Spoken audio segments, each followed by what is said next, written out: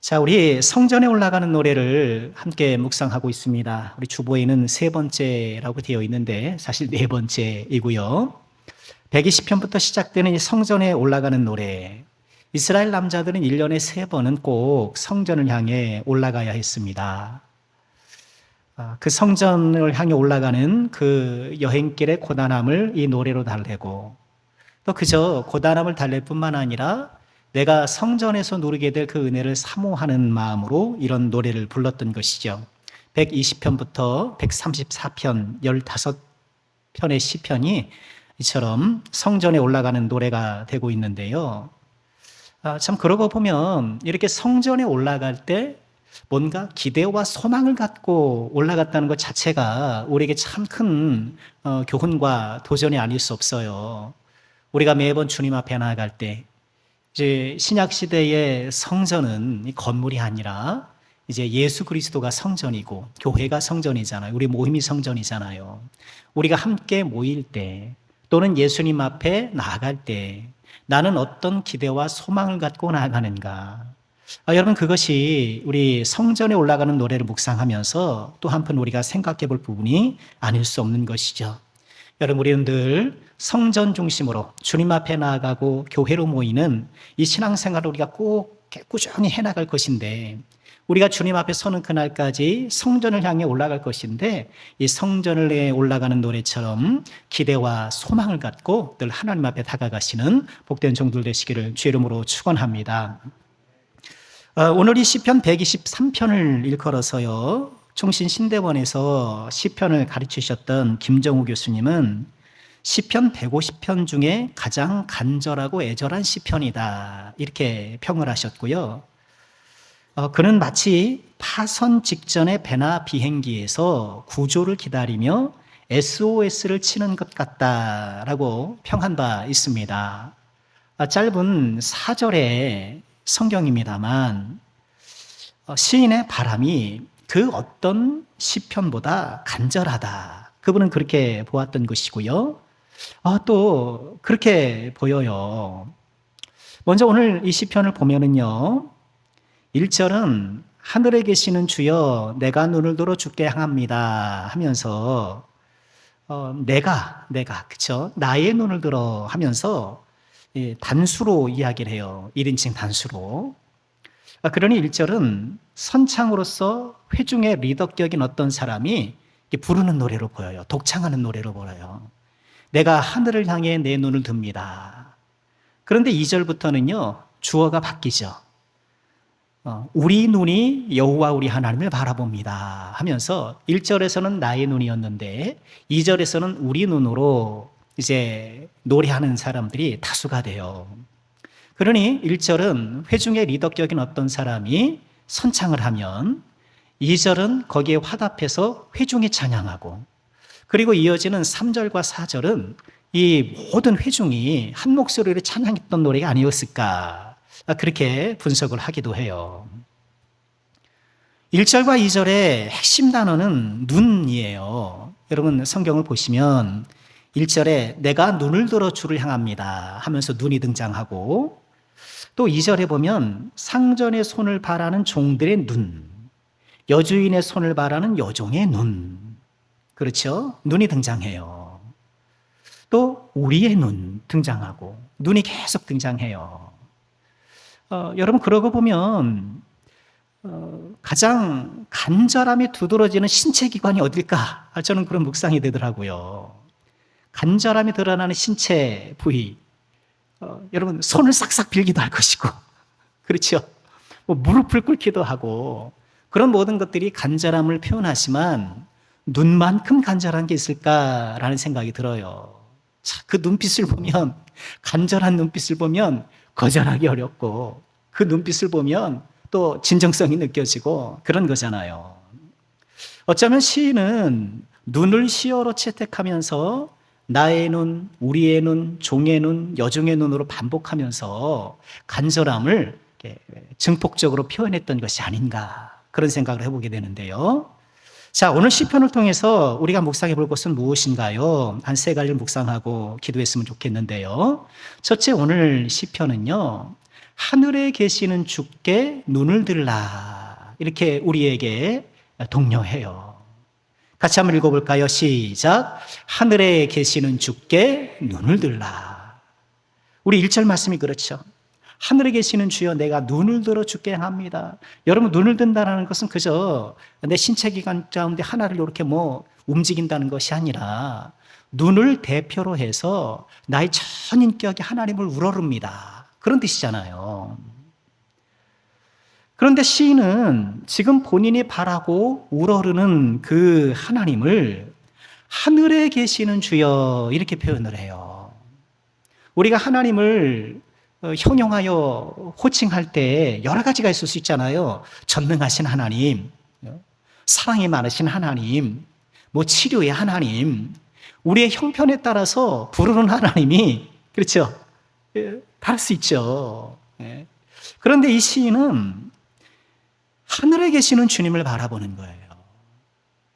우리 주기도문의 시작 표현도 그렇잖아요. 하늘에 계신 우리 아버지여 하는 것처럼. 왜 시인은 많고 많은 하나님 표현 가운데 하늘에 계시는 주님을 찾을 것인가?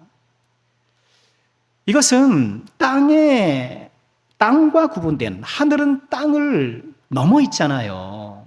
땅을 초월해 있잖아요. 초월하신 하나님을 바라보는 것인데 적어도 두 가지 의미를 포함한다고 봐요. 첫 번째는 하늘에 계시기 때문에 모든 것을 아신다는 거예요. 하나님 다 아시지 않습니까? 하늘에 계신 아버지 다 보고 계시지 않습니까? 이렇게 노래하고 있는 거예요. 여러분, 그렇죠. 우리가 하나님 앞에 기도하는 이유가 뭔가요? 하나님이 다 아시기 때문에. 다 아시기 때문에 기도하는 거예요. 그러니 우리는 하나님께서 모르고 계시니까 알려드리려고 기도하는 게 아니잖아요. 다 아시는 하나님께 기도하는 거예요.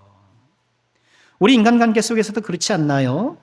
나의 형편을 잘 이해할 만한 사람에게 찾아가서 하소연도 하는 것이지 전혀 나에 대해서 모를 사람한테 가서 하소연할 수가 없는 것 아니겠어요? 그래서 우리는 경험자를 찾는 것이고 또 전문가를 찾는 것이고 그런 것이잖아요. 요즘 방송에 보면 이런 상담 전문가들이 참 많이 나오시더라고요. 좋은 것 같아요. 보면 부부 문제가 됐든 자녀 양육이 됐든 이런 전문가들이 나와서 그 상황을 분석하고 적절한 조언을 해주는데 우리가 참고할 것들이 참 많은 것 같은데요. 여러분, 이 세상에서도 인간관계 속에서도 경험이 있고 우리 형편을 잘 이해할 수 있는 전문성이 있다면 우리가 신뢰할 수 있는데 하늘의 하나님께서 우리 하나님께서 다 알고 계시니 우리가 하나님 앞에 구하는 것이 얼마나 든든한 일인가. 히브리서 4장 15절에 이렇게 말씀을 하시죠. 우리에게 있는 대제사장은 우리의 연약함을 동정하지 못하리가 아니요 모든 일에 우리와 똑같이 시험을 받으신 이로되 죄는 없으시다 하면서 우리의 연약함을 동정하신다. 지금 우리 개역개정에서는 동정이라고 번역을 했는데 여러분 먼저 개역 한글 성경에서는 뭐라고 번역하는지 기억하시죠? 체휼이라고 했어요. 좀 어렵긴 말인데 몸체자를 써서 긍휼의 불쌍형의를 휼자를 써가지고 체휼이라 그랬단 말이에요. 저는 그게 좀 어려운 말이긴 하지만 훨씬 더 원문에 가깝다고 봐요. 동정하면은 우린 좀 기분 나빠하게 되잖아요. 날 동정하냐고. 그죠? 동정하면 기분 나빠할 수도 있고 그런데 체휼하는 거예요. 몸으로 느껴서 긍휼히 여기는 거예요. 아유, 저 사람 안 됐어. 그냥 멀리서 혀 몇 번 차고 끝나는 것이 아니라 그 사람의 아픔을 내가 느끼고 내가 경험하는 것 마냥 그래서 그 마음을 함께 느끼고 함께 슬퍼하고 이게 체휼인 거예요. 우리의 모든 연약함을 체휼하시는 주님이기 때문에 우리가 주님께 기도할 수 있는 것이고 내가 고민하는 것, 내가 참 염려하는 것 주님께서 그 모든 마음과 그 염려의 깊은 곳을 헤아려 알고 계시니 여러분 나를 잘 아시는 주님 앞에 다시 한번 믿음을 갖고 소망을 갖고 기도하시기를 주의 이름으로 축원합니다. 또 하늘에 계시다는 것은요. 땅을 초월하여 하늘에 계시기 때문에 능력이 있으시다는 거예요. 잘 아실 뿐만 아니라 알기만 잘하면 어떡해요? 예. 알기만 잘하는 것이 아니라 하나님께서는 능력이 있기 때문에 우리의 모든 형편에 공감하사 심적으로 위로해 주실 뿐만 아니라 실질적인 해결책을 주시는 분. 여러분, 우리 주님이 이런 분임을 꼭 기억하시길 바랍니다.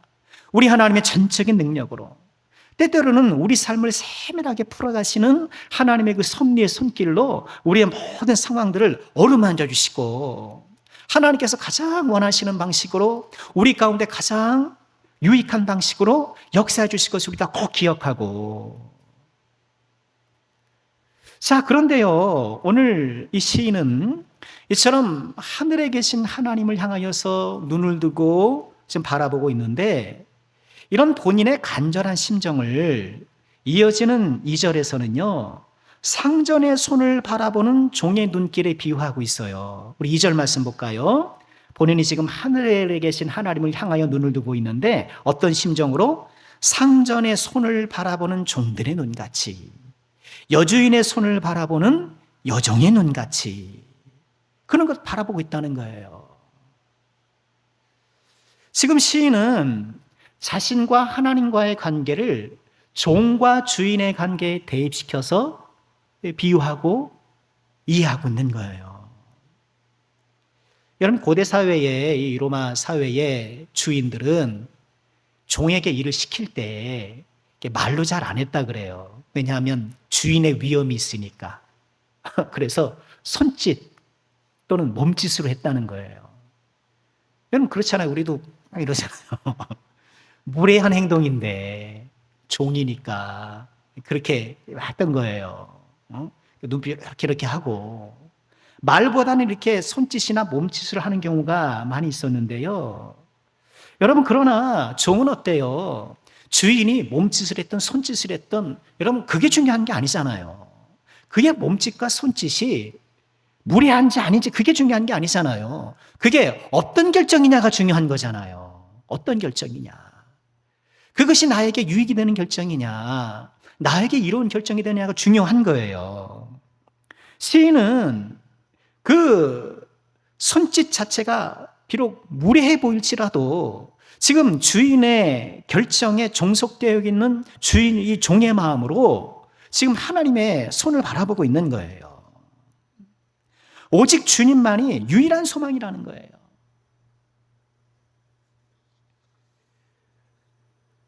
주인의 처분에 전적으로 의존하는 종처럼 시인은 오직 하나님의 결정에만 의존하고 있는 거예요. 왜 그럴까요? 자신이 할 수 있는 것이 아무것도 없기 때문에 그래요. 지금 이 시인은 어떤 상황인지 우리가 또 바로 뒤에 이제 살펴보겠습니다만, 자신이 할 수 있는 것은 아무것도 없어요. 상전의 손짓을 기다리는 이 종처럼 그저 하나님의 결정만, 하나님께서 해주시기만을 바라는 거예요. 자신의 철저한 무능을 노예에 빗대어서 지금 표현하고 있는 거예요. 여러분, 살다 보면 그럴 때가 있잖아요. 정말 내 힘으로 안 될 때, 내 힘으로 안 될 때. 여러분, 직업 살아오시면서 그래도 어느 정도 내 힘이 통했다라고 생각하시면 아유, 참 잘 사신 거예요. 그래서 대단하신 거예요. 그런데 우리는 이 세상을 살다 보면 간혹가다 내 힘으로 안 되는 벽들을 만나잖아요. 길이 막힐 때가 있잖아요. 도저히. 제가 오래전에 어떤 동네에서 차를 타고 이렇게 지나가고 있는데요. 그 교회에 이제 큰 교회, 대형 교회였어요. 거기 큰 현수막으로 이런 글귀를 붙여놨더라고요. 여전히 길은 있습니다. 여전히 길은 있습니다. 저도 우리 게시판 저기 들어오는 주차장 입구에 나름 거기에 메시지를 전하려고 그랬어요. 요것도 한번 했었어요. 기억 안 나시죠? 올라가서 예배 드려야 되니까. 혹시나 버스 타고 지나가는 분이, 그죠? 차 타고 지나가는 분이 그 길글을 보고 좀 용기라도 얻었으면 좋겠다 싶어서. 여러분, 지금은 어떤 글귀가 걸려 있나요?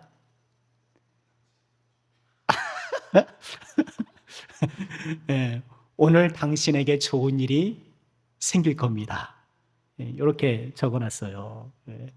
이게 사실 뭐 드라마에서 나왔던 건데 드라마에서 어떤 교회가 그렇게 현수막을 펼쳐놓더라고요. 그래서 야, 저 말 좋다 해서 저도 한번 따라해 본 건데요.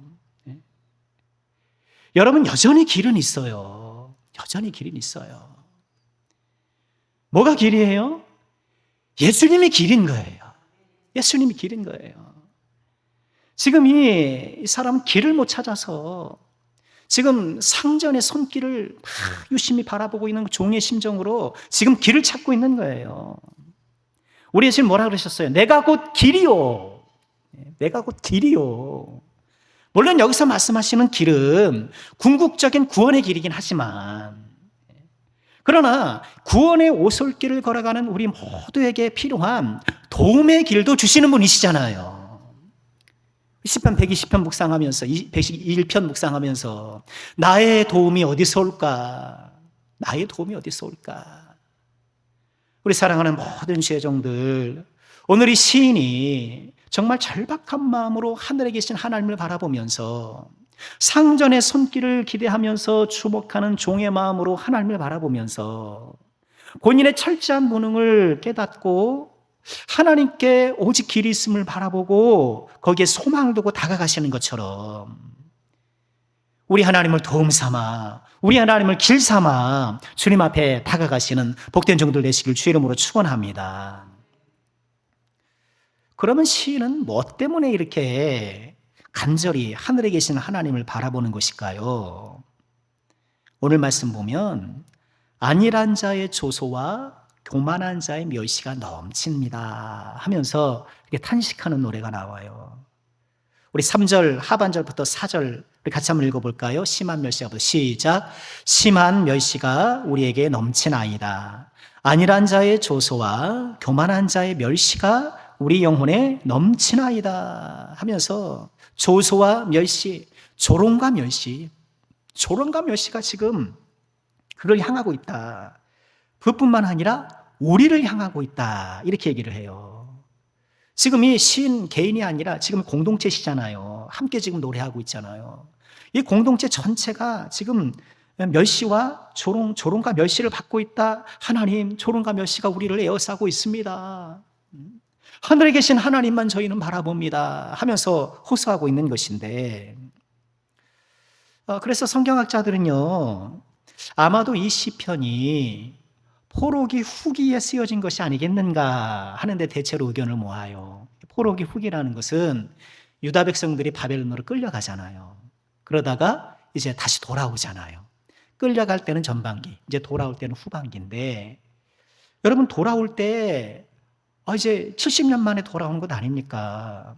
이렇게 꼬마적에 끌려갔던 사람들이 이제 다 노인이 돼서 돌아왔단 말이에요. 그때 본국으로 돌아올 때 얼마나 푸근의 꿈을 안고 왔겠습니까? 특별히 가서 성전을 재건하리라는 그런 역사적인 사명을 갖고 다 이렇게 돌아왔거든요. 그러나 이 귀한 예루살렘은 만만치 않은 곳이었어요. 그곳에 이미 많은 사람들이, 이방 민족들이 지배하고 있었고 다스리고 있었고 거기를 차지하고 있었거든요. 성전 재건을 하려고 했지만 여의치 않아서 20년을 기다려야 했어요. 어렵게 성전을 지었어요. 수르바벨 성전이잖아요. 게다가 이 성전은요, 그 전에 있었던 솔로몬 성전에 비하면 아주 초라한 성전이에요. 솔로몬 성전은 얼마나 그 건물의 위용이 대단합니까? 레바논 백향목에 무슨 금으로 다 칠하고 뭐 화려하게 이럴 데 없잖아요. 보는 사람들마다 입이 떡 벌어지는 그런 화려함을 자랑했잖아요. 수르바벨 성전은 그렇지 않아요. 일부 백향목을 사용했던 것 같기도 해요. 그러나 학계 말씀 보면 너희는 산에 올라가서 나무를 가져오라 그러거든요. 그러니 뒷산에 올라가서 나무를 베다가 쓴 거예요. 잡목 성전이란 말이에요. 어렵게라도 성전을 짓고 뭔가 민족적인 믿음의 새 출발을 하려고 했는데, 그렇게 되면 뭔가 좀 하나님께서 확 열어주시고 뭔가 새로운 삶의 지평이 열리고 좀 뭐 번성하고 뭐 이런 게 있어야 되는데 별로 달라진 것이 없었다는 거예요. 그렇게 나름 이렇게 성전을 세워가면서 어렵고 힘든 경제 형편 속에서도 성전을 세워가면서 헌신했는데 하나님의 즉각적인 보상은 요원하기만 한 거예요. 오히려 하나님을 모르는 주변 민족들이 훨씬 더 평안한 삶을 누리고 이 문명화된 삶을 누리고 그렇게 살아가고 있는 거예요. 그러면서 조롱하는 거예요. 멸시하는 거예요. 그렇게 성전 짓더니만 그렇게 아주 그냥 뭐가 다 걸린 것 마냥 그렇게 애를 쓰더니만 너네 그렇게 사는 게 이게 뭐냐? 이러는 거예요. 여러분, 오늘날 우리도 마찬가지가 아닐까요? 세상은 화려하게 변해가고 우리는 믿음으로 산다고 하지만 오히려 세상 사람들이 더 번성하는 것 같고 그들이 더 세상을 주도하는 것 같고 요즘 우리가 요한계시록 새벽에 묵상하면서 이 바벨론이 나오잖아요. 무너졌다 큰 성 바벨론. 이 바벨론은 이 세상을 상징적으로 보여주는 거예요. 여러분, 세상이 얼마나 견고합니까? 우리가 지금 수요에도 모였지만 오늘도 기도하고 또 소리쳐 기도하고 이렇게 딱 막상 세상에 나가면 세상은 얼마나 거대해요. 제가 전에도 한번 말씀드린 적이 있습니다만 그 전에 이제 청년부 사역을 하면서 서울에서 지하철 전도를 청년들하고 나간 적이 있어요. 지하철 전도. 그래서 지하철에서 타가지고 전도진 나눠주면서 전도하는 거 제자훈련 프로그램 그걸 했거든요. 그래서 이제 기도 쫙 하고 마음 굳게 먹고 이제 지하철 앞으로 딱 간 거예요. 지하철 그 문이 그 열량의 문이 쫙 열림과 동시에 우리의 마음은 싹 닫혀요. 사람들한테 가서 입이 안 떨어지는 거예요. 입이 안 떨어져요. 네. 입이 안 떨어져요. 그러니 목사가 어떻게 해요? 모범을 보여야 되잖아요. 아니 저라고 저기 해요. 솔직히 그잖아요. 예? 용기를 내가지고 딱 시작하는 거예요. 또 물고가 트이니까 딱 용기 내가지고 예수 믿으세요. 그럼 10명에게 전도하잖아요. 8명이 무시를 해요. 8명이 쳐다도 안 봐요. 그 중에 10명 중에 1명은 화를 내요. 이렇게 조용히 하는데 왜 이렇게 말을 거냐 화를 내요. 나머지 1명은 칭찬해요. 어느 교회 권사님이신 거지. 아이고 전도 잘한다고. 10명을 전도하는데요. 아무도 안 받아요. 아무도 안 받아요. 여러분, 세상은 바벨론처럼 견고해요. 그 불신의 장벽이 견고하고 그 화려함의 장벽이 견고하고 이런 세상에서 우리가 지난 주일에 하나님과 동행한다고 또 그냥 보니까 제가 44분 설교했던데 예? 이런 세상에서 하나님과 동행하는 게 무슨 의미가 있겠냐 이런 생각 안 들겠습니까? 세상은 세상대로 돌아가는 거지. 온갖 불법 편법 동원해가지고 자격대로 살아가고 세상은 세상의 규칙과 방식대로 돌아갈 따름이지. 이렇게 잘 어떻게 보면 견고하게 치밀하게 돌아가는 이 세상의 쳇바퀴 앞에서 믿음으로 도전한다. 계란으로 바위치기처럼 느껴질 때가 있는 거죠. 예수를 믿는 것이 조롱받는 시대가 되었잖아요. 그렇게 수요일까지 가서 기도를 하냐? 주일 만들면 되지. 그렇게 수요일까지 그렇게 악착같이 믿어서 그래. 너 뭐가 그렇게 나아졌는데? 그렇게 네가 믿는다고 했어서 더 뭐가 나아졌는데? 젊은이들 사이에서는 너 아직도 교회 다녀? 그 말 회자야 된다잖아요. 너 아직도 교회 다니냐? 아무것도 모를 때 유초등부 중고등 때는 다녔다 이거야. 그런데 정신 차려야지 이제. 교회를 다녀. 아무것도 모를 때는 다니는 거지. 차라리 영어 단어 외우고 그 시간에 못 자던 잠이나 실컷 자서 체력 보강이나 하라고. 여러분, 이 시대에 지금 이 시인이 그가 살아가고 있는 시대에 온갖 조롱과 멸시로 포위당해 살아가고 있는 거예요. 여러분, 우리도 그러세요. 우리도 마찬가지예요. 이 포위당한 상황에서 예수 믿는 것 자체가 무슨 의미가 있을까라는 그런 내 안에 회의감도 올라올 때가 있다는 거예요. 말이 안 되냐 이렇게. 우리가 살아가는 세상, 유무원의 조롱과 멸시로 가득 찬 세상, 우리는 어떻게 해야 될까? 조롱과 멸시가 넘치고 있다. 넘치고 있다고 그래요, 이 시인이. 넘치고 있다. 이런 조롱과 멸시가 넘치고 있다며 호소하는 이 시인이 하나님께 눈을 들어 간절히 바라보는 것은 무엇일까요? 은혜를 베푸시고 또 베풀어 달라는 거예요. 은혜 달라는 거예요. 지금 제가 이게 멸시와 조롱으로 포위되어 있고 이것이 가득 차 넘치고 있습니다. 그러니 하늘에 계신 하나님께 제가 눈을 들어 간구합니다. 저에게 은혜 주세요. 은혜 주세요. 멸시와 조롱으로 같은 세상 속에서 오늘 시인은요, 은혜를 돌파구로 삼아서, 은혜를 해결책으로 삼아서 그 은혜를 사모하고 있는 거예요. 우리 3절 말씀 같이 한번 읽어볼까요? 시작. 여호와여 우리에게 은혜를 베푸시고 또 은혜를 베푸소서. 심한 멸시가 우리에게 넘치나이다. 은혜를 베푸시고 또 베풀어 주세요. 은혜 위에 은혜를 더해 주세요. 우리 사랑하는 모든 제자종들, 바벨론 같은 세상, 유무원의 멸시와 조롱이 가득한 이 세상, 믿음으로 살아가는 것이 참 무의미해 보이는 이런 강팍한 세상 속에서 우리가 살아갈 힘은 은혜에 있는 줄 믿으시길 바랍니다.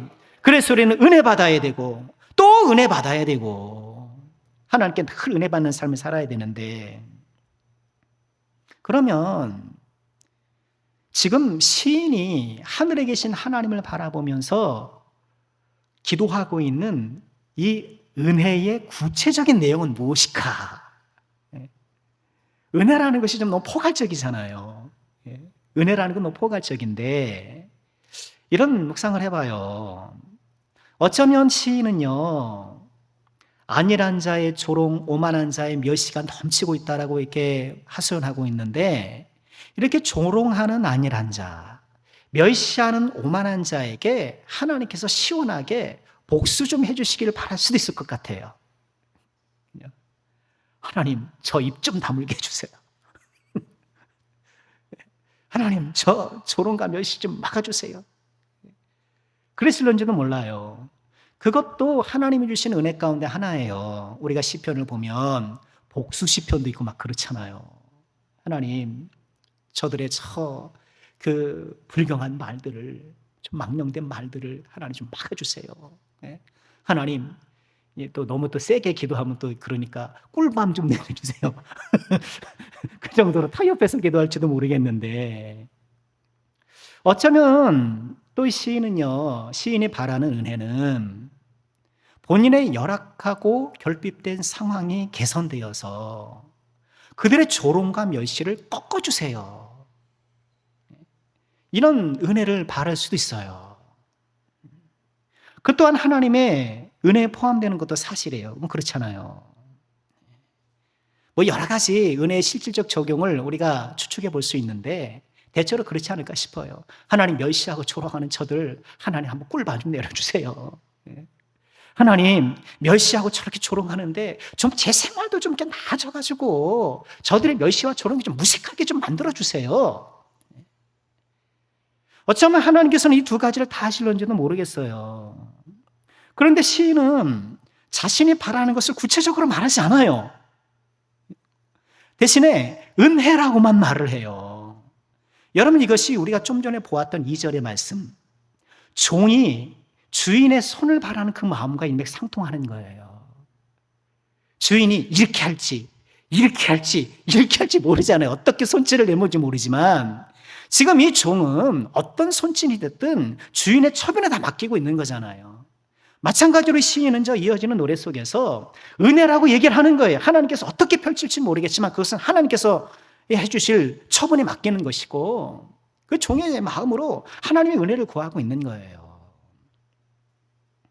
그런데 분명한 것은 뭐냐 하면요, 지금 이 시인이 하나님께 구하는 은혜가 조롱과 멸시하는 사람들을 꿀밤 주고 또는 조롱과 멸시를 무색하게끔 나의 삶을 번영시켜 주시고 이것들이 다 포함될 수 있겠지만 분명한 것은 이 모든 하나님의 은혜 가운데 선행하는 것은 이 시인의 마음을 채워주신 은혜라는 거예요. 마음을 채워주신 은혜예요. 하나님께서는 우리 삶 가운데의 은혜의 역사를 펼치실 때에 항상 우리의 마음을 채우신 후에 하셔요. 여러분 기도해 보셔서 아시잖아요. 내가 어떤 일로 하나님 앞에 간절히 기도할 때 어떨 때 우리가 보통 응답을 받나요? 주님의 은혜로 내 마음이 충만해질 때예요. 내가 하나님 앞에 기도하면서 나도 모르게 내가 지었던 모든 죄들을 회개함을 통하여서 내 마음이 주님의 은혜로 채워질 때예요. 하나님은 먼저 우리의 마음을 채우시고 역사하셔요. 그것이 꿀밤이 될든지 우리의 어떤 변형된 삶이 될지는 모르겠어요. 어떤 구체적인 양상으로 나타날지는 모르겠으나 분명한 것은 하나님의 은혜는 비워지고 구멍난 우리의 마음을 채우시면서 역사하신다는 거예요. 물이 흐를 때는 움푹 파인 곳을 채우지 않고는 흐르는 법이 없는 것처럼 하나님께서는 움푹 파인 우리의 마음을 채우지 않고는 역사하지 않으시는 거예요. 우리가 즐겨하는 암송하는 말씀 있잖아요. 아무것도 염려하지 말고 오직 모든 일에 기도와 간구로 너희 구할 것을 감사함으로 하나님께 아뢰라. 그리하면 모든 지각에 뛰어나신 하나님의 평강이 그리스도 예수 안에서 뭘 지켜요? 너희 마음과 너희 생각을 지키시리라. 아무것도 염려하지 않고 우리가 간구할 때에 하나님을 바라볼 때에 상전의 손길을 바라보는 여종의 눈으로, 종의 눈으로 주님을 바라볼 때 하나님께서 어떻게 역사하시는가? 우리의 마음과 생각을 지키심을 통하여서 우리의 패어진 마음을 하나님의 은혜로 가득 채우신 후에 역사하시는 거예요. 여러분 이 은혜를 소망하시길 주의 이름으로 축원합니다. 이렇게 하나님의 은혜가 가득 채워지는 것, 우리의 마음이 예수로 채워지는 것, 여러분 은혜 받음이라는 거 그거 아닐까요? 은혜 받음의 가장 첫 번째 순서는 우리 마음이 예수로 채워지는 거예요. 그렇게 되면 조롱과 멸시가 아무리 넘쳐 흐르더라도 나는 흔들리지 않는 거예요. 아무리 이 세상이 어떤지 하더라도 내가 예수로 가득 채워 있으면, 은혜로 충만하면, 성령으로 충만하면, 말씀으로 충만하면 어떤 표현도 좋아요. 다 일맥상통하는 거예요. 세상의 그 어떤 것들도 우리를 넘어뜨리지 못하고 흔들지 못하고 그렇잖아요. 내 마음이 은혜로 딱 채워지면 여러분 그 무엇이 무슨 문제입니까? 무릇 지킬 만한 것보다 내 마음을 지키라. 생명의 근원이시 이것의 날이라. 잠언 4장 23절에 말씀하시는데 우리의 마음이 딱 주님의 손 안에 붙들림을 받으면 무슨 걱정이 있겠습니까?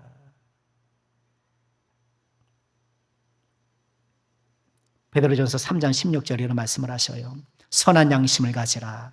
이는 그리스도 안에 있는 너희의 선행을 욕하는 자들로 그 비방하는 일에 부끄러움을 당하게 하리라. 선한 양심을 가져라. 저는 이것을 예수님의 마음을 가져라. 이렇게 바꾸어도 조금도 달라지지 않는다고 봐요. 지금 조롱과 멸시를 퍼붓는 이 주변 세상 가운데에 지금 이 시인이 항망하는 것, 주님 저에게 은혜 주세요. 저에게 은혜 주세요. 이 은혜가 이 거친 세상, 조롱과 멸시로 가득한 세상, 바벨론 같은 세상, 이런 세상을 관통해 나가는 하나님의 능력이 됨을 우리는 다시 한번 꼭 기억해야 되겠습니다. 오늘 우리 함께 기도하면 어떨까요? 은혜를 주시고 또 은혜를 주세요. 은혜를 베푸시고 또 은혜를 베풀어 주세요. 우리가 항상 기도해야 될 기도 제목이 아닐 수 없습니다. 이 귀한 은혜가, 하나님이 주시는 은혜가, 은혜 위에 은혜가 가득하여서 우리의 마음이 채워지고 채워진 마음으로 이 세상을 넉넉히 이겨나가는 저와 여러분 우리 모두가 될 수 있기를 주님의 이름으로 축원합니다.